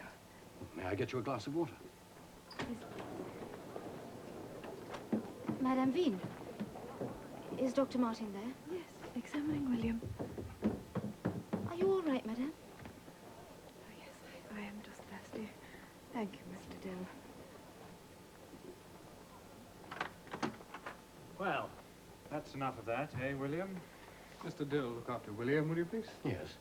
Would you like to see where I work? Yes. Please. You too, madame.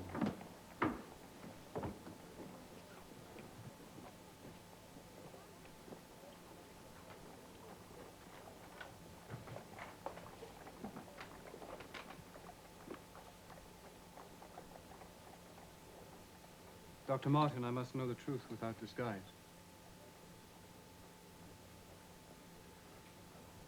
The signs of consumption are showing themselves all too plainly. How can consumption come to him? It's not in the family. Pardon me, your late wife's mother died of it. Her family was sadly blighted by the disease. Is there no hope?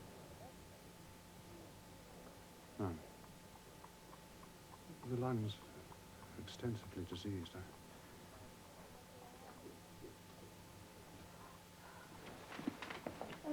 You are ill, madam. Sorry. Come, sit down here. Thank you. Thank you. I am well enough. You must see to the child.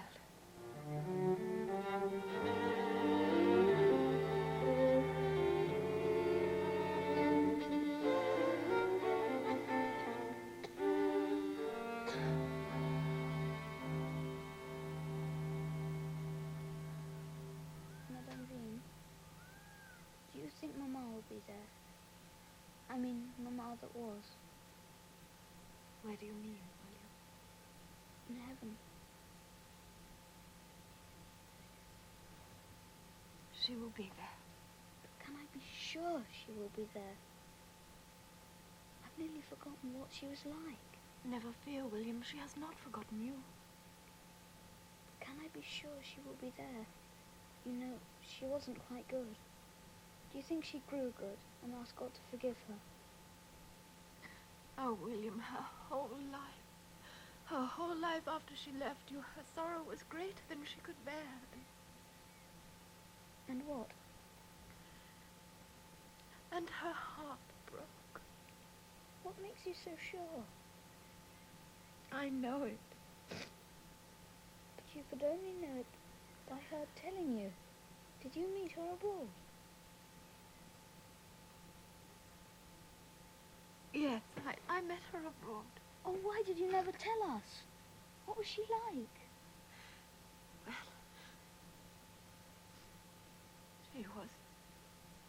She was very like you and Lucy. Was she pretty? Yes, she was pretty. Hold me.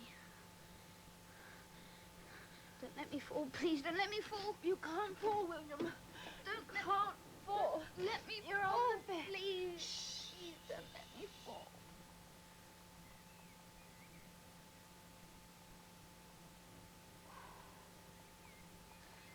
Vane. I've seen it before. Hasn't got long.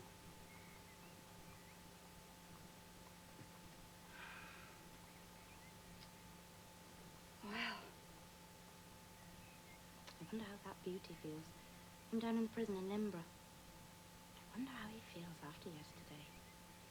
Head not too firm on his shoulders, I should say. Is he condemned? He's condemned. And good luck to him. And what way Bethel? He's turned Queen's evidence and is let loose again. Good luck to him, too. Fine pair they make.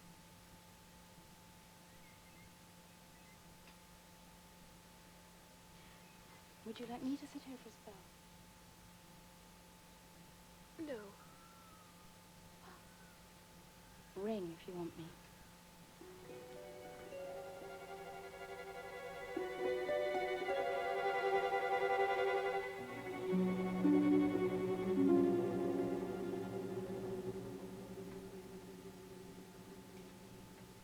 Papa!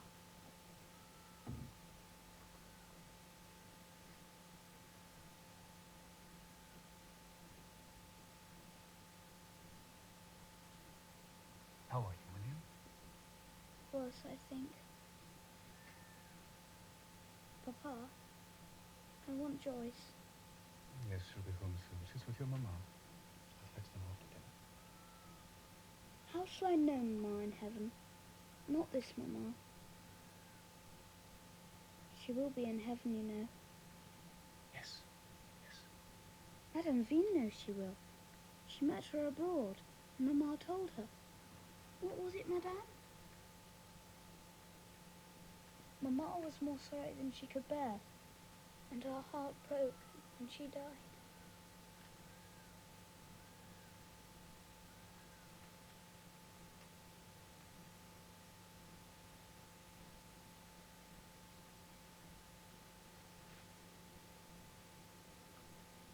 I beg your pardon, sir. The boy seemed troubled. I said what he wanted to hear. Did you meet his mother abroad? No, sir.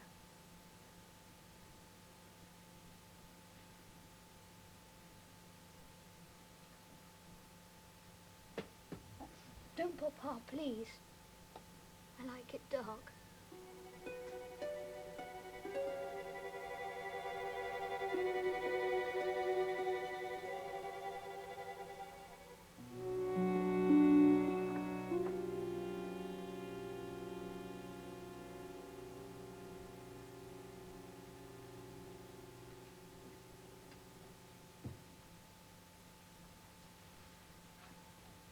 There, William.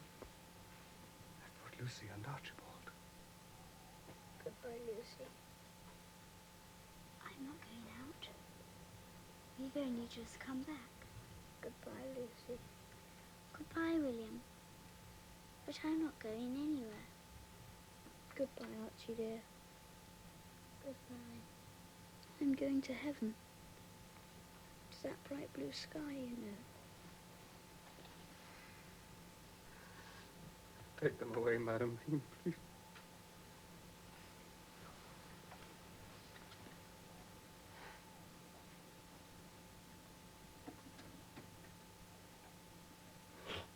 Don't cry, Papa, please. I'm not afraid to go.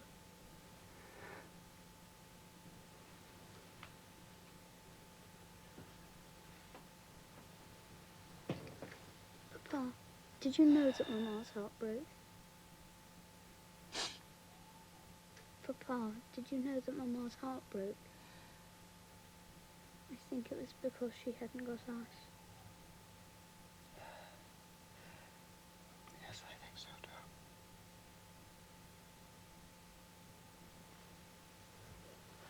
Are you in pain, William? I can't breathe. I can't swallow. I wish Joyce was here. She's with your mamma. I'm going to fetch her. I won't be long. I'll say goodbye to me.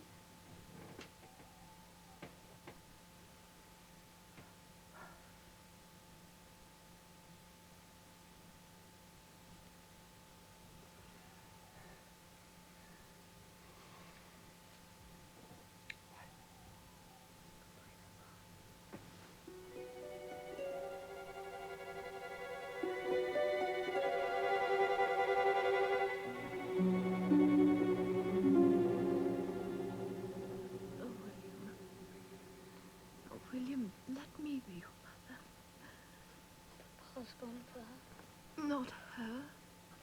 I. William. William. William! Has he been wanting me? Oh. Come back, William. Come back, my darling child. William. William, come back to me, William. Don't, for the love of heaven. My lady. My lady, let me take you to your room. Mr. Carlyle is coming with his wife. My lady. Oh, sir.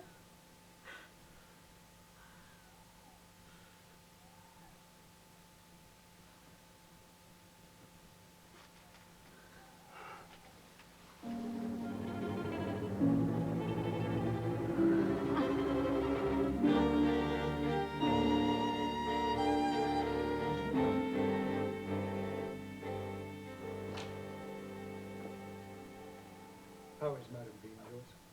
I fear she's worse, sir. She sacrificed her own health for William.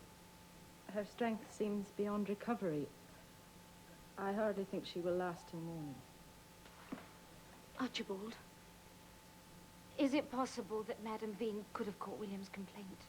No, quite impossible. Such a disease could only be inherited. Has Dr. Martin returned? No, sir, it would be no use. No use. Is that any way to treat dying people? Dying? Let me see her. Oh, no, Mom, you must not come up. And who's to stop me? Mom, please.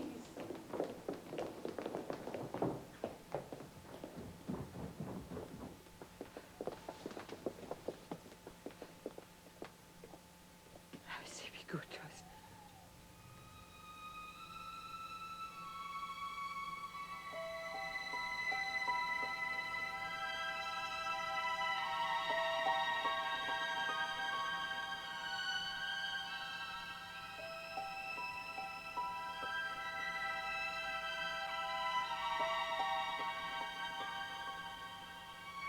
Could you dare come back here?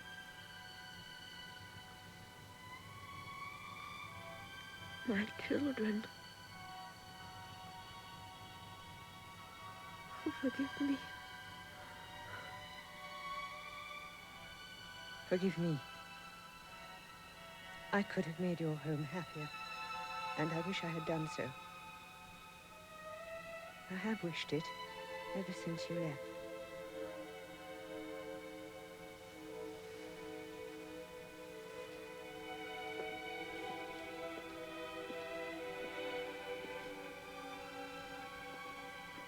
Archibald, you will want to be alone with her. Joyce.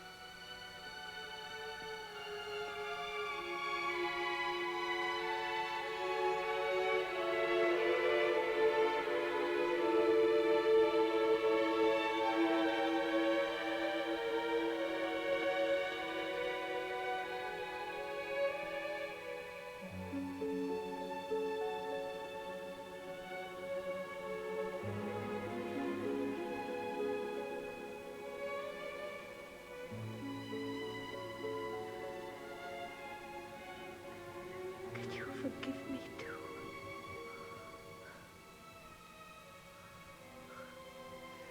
Why did you leave me?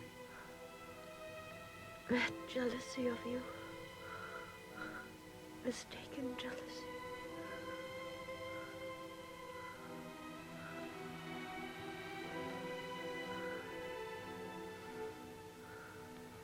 I forgive you. I understand.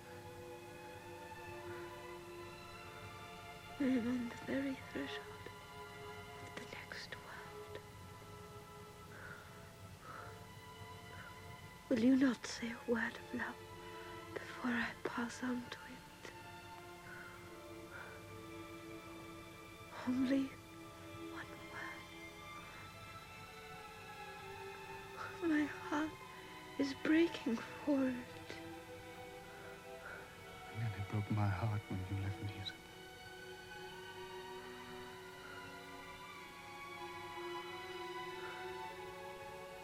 God bless you.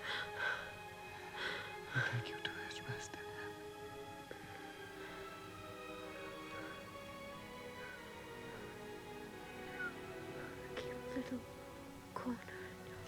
heart for your poor lost Isabel.